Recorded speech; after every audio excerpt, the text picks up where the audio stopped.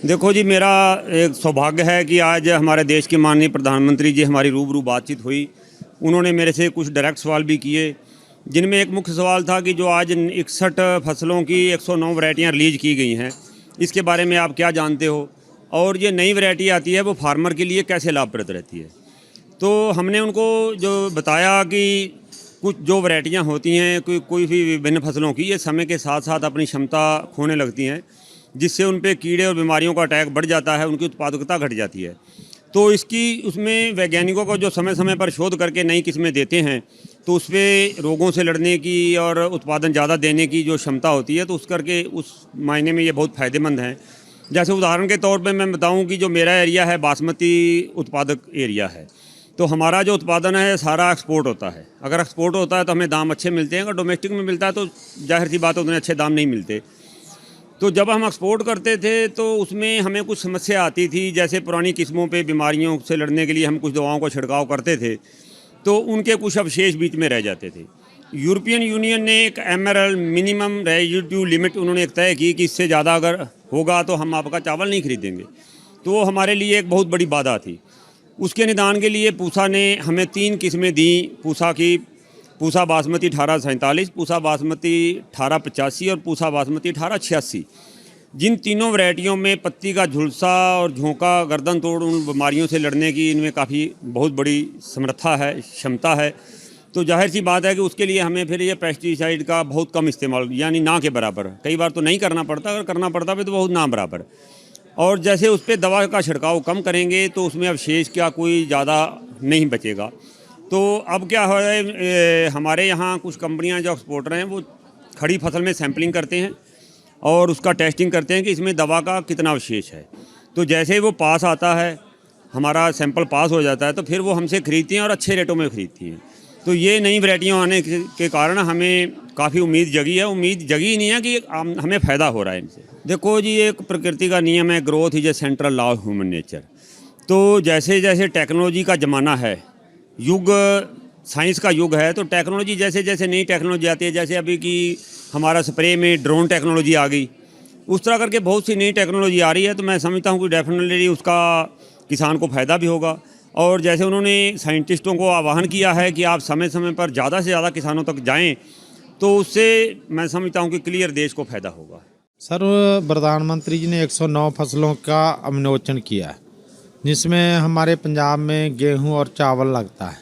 हम गेहूं और चावल की बात करें तो जैसे गेहूं की टेम्परेचर ग्लोबल वार्मिंग के कारण ज़्यादा होने के कारण झाड़ में कमती आती थी।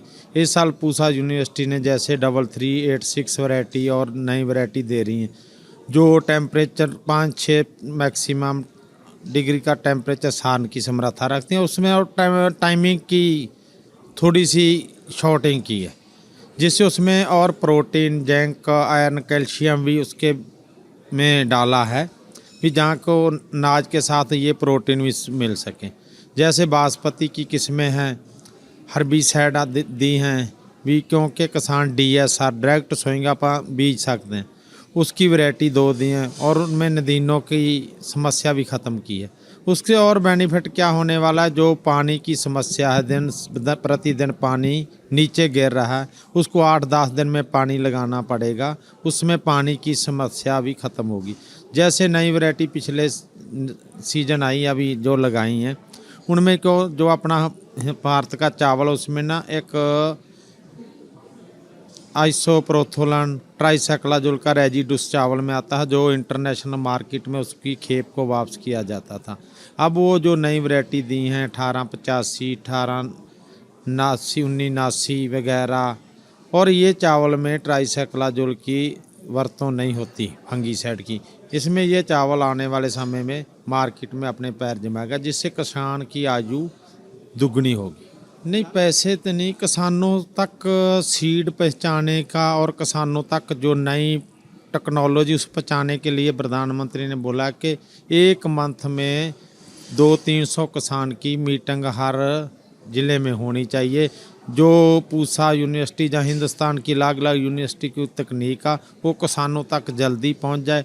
और जो सीड की बात है भी, ये यूनिवर्सिटी को सीड पैदा करती है वो कम से कम समय में किसानों तक पहुंचना चाहिए और उसकी तकनीक पहुंचनी चाहिए। ये नहीं 5-6 साल में सीड पहुंचे।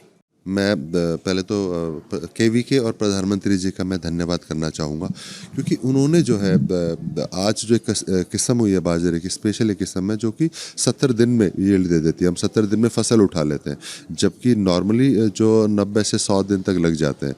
तो 20 से 30 दिन का फ़ायदा, मतलब किसान जल्दी फ्री हो जाता है। और चूँकि जलवायु परिवर्तन हो रहा है तो बारिश बहुत भीषण हो जाती है, एकदम तीव्र गति से होती है, उससे भी दिक्कत हो जाती है। पानी में बाजरा जो ख़त्म हो जाता है।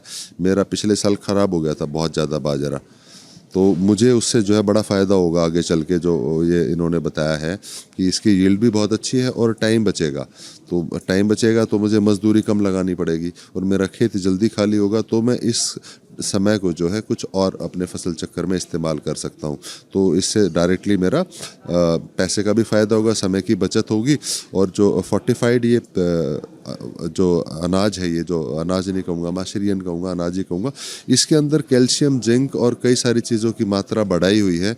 तो आयरन है जैसे, तो उसके मिल के जो हम खाते हैं तो सुपर सीड बन गया है, सुपर सीड बन के जा रहा है, सुपर फूड हो गया ये। तो हमें बड़ा अच्छा लगा ये सुन के, और हम धन्यवाद करते हैं कि उन्होंने जो है हमें ऐसा मौका दिया प्रधानमंत्री जी से मिलने का, केवीके ने। और प्रधानमंत्री जी ने इंटरेस्ट लेके हमारी बातें सुनी, हमारे एक दो जो हमने उनको सुझाव दिए वो भी उन्होंने माने। जैसे हमने बोला कि हमें ऑर्गेनिक खेती में क्या होता है कि हमें एक ग्रुप को सर्टिफिकेट मिलता है, तो हमने कहा कि ग्रुप की बजाय अगर हमें सर्टिफिकेट किसान को पर्टिकुलर मिल जाए तो वो अच्छा रहेगा। तो उन्होंने कहा कि इस पे काम करते हैं। उन्होंने जो है खुद खेत के अंदर उतर के देखा कि जो बाजरे की फसल है वो कैसे कितनी बड़ी हुई है, और वहाँ पे जाके उन्होंने पूछा कि ये कितना देगी। और मैं यहाँ पे 30 जो और भी चीज़ है इसमें, बाजरे के अलावा जो है इसमें जवार की भी थी, मूंग की भी थी। मैं मूंग की भी खेती कर लेता हूँ, तो मूंग भी है इसमें। तो उन सब का जो है समय कम लगेगा और उपज ज़्यादा होगी। तो अगर हमें जो आय दुगनी कर रही है किसान की आय दुगनी करने, तो इसके लिए हमें अच्छे बीज चाहिए, सरकार का सपोर्ट चाहिए। तो जो आज हमें जो मिला है मौका उनसे मिलने का, उनका विजन जानने का, तो मुझे उम्मीद है कि अगर हम इसी दिशा में चलेंगे तो निस्संदेह हमारी आय भी दुगनी होगी और किसान की तरक्की होगी, देश की भी तरक्की होगी। आज माननीय प्रधानमंत्री जी हमारे साथ थे और उन्होंने हमें 109 किस्म की फसलों के बारे में बताया और लॉन्च भी की हैं, जिससे हम किसानों को काफ़ी फ़ायदा मिलेगा। क्योंकि कुछ फसलें हमारी ऐसी हैं जो हमने इस सीज़न भी उगाई हैं, ज़्यादा गर्मी के कारण झुलस गई हैं और उन पे कीड़ा लग गया। ना ही तो वो हमारे योग्य रही हैं, ना ही हमारे पशुओं के योग्य रही हैं। जो आज उन्होंने लॉन्च किया है उसमें एक बाजरा, जो मोटा अनाज होता है जैसे बाजरा, ज्वार, उसको लॉन्च किया है। वो 60 से 70 दिन में पक के हमारे घर के अंदर चला जाएगा। मतलब बारिश आने से पहले ही उसे हम अपने घर में ले जाएंगे, तो हमारा नाज भी बच गया, पशुओं का चारा भी हो गया और उससे हमें इनकम भी होगी। हाँ जी, उन्होंने हम किसानों के लिए ये भरोसा भी दिलाया और संदेश भी दिया, और लगता है कि वो हमारे लिए कर भी रहे हैं। अब से पहले ये सब चीज़ें हमारे लिए नहीं थी, लेकिन उन्होंने जो ये बीज लॉन्च करके हम लोगों की आय के बारे में सोचा है। पहले हमारी खेती इस स्तर तक भी नहीं थी जो आज है, और हमें उम्मीद है और आशा कर रहे हैं पूरे मन से कि ये हमारा आने वाला अगला साल, जो कि अब सीजन चल रहा है, उसमें दुगनी आय हमें इससे मिलेगी और हमारा समय बचेगा, मजदूरी बचेगी। और हम जिस समय पे किसान अपने घर में बिल्कुल बिना काम के बैठता है नाकारा सा बन के, उस समय का इन्होंने हमारे लिए बीज, मोटे अनाज का बीज दिलवाया है और वादा किया है देने के लिए कि आप तक पहुंचेगा कृषि विज्ञान के मार्गदर्शन से। हाँ जी, उन्हें आज प्रधानमंत्री जी ने हमारे लिए, किसान भाइयों के लिए इतना समय निकाल के हमारे बीच खड़े हुए आके, ये हमारे लिए बहुत गर्व की बात है और उससे हमें बहुत ही अच्छा लगा है। क्योंकि पहली बार हम ऐसा देख रहे हैं कि कोई पीएम किसान एक आम आदमी के बीच में आके उनकी बातें सुनते हैं और अपनी बातें उनके बीच में रखते हैं और उनसे उनका हालचाल पूछते हैं और उनकी आय के बारे में सोचा उन्होंने दुगना करने के लिए, जबकि किसानों पे पहले इतना ध्यान नहीं दिया जाता था, जो कि हमारे प्रधानमंत्री जी ने दिया। और लगता है कि अब आय बढ़ेगी और ये हमारा सौभाग्य है कि हमें ऐसे प्रधानमंत्री मिले जो कि हमारे बारे में इस मतलब इस हद तक सोच सकते हैं कि हमारी अगर 5 रुपए आय है तो 10 होनी चाहिए। वीके न्यूज, राष्ट्र के नाम।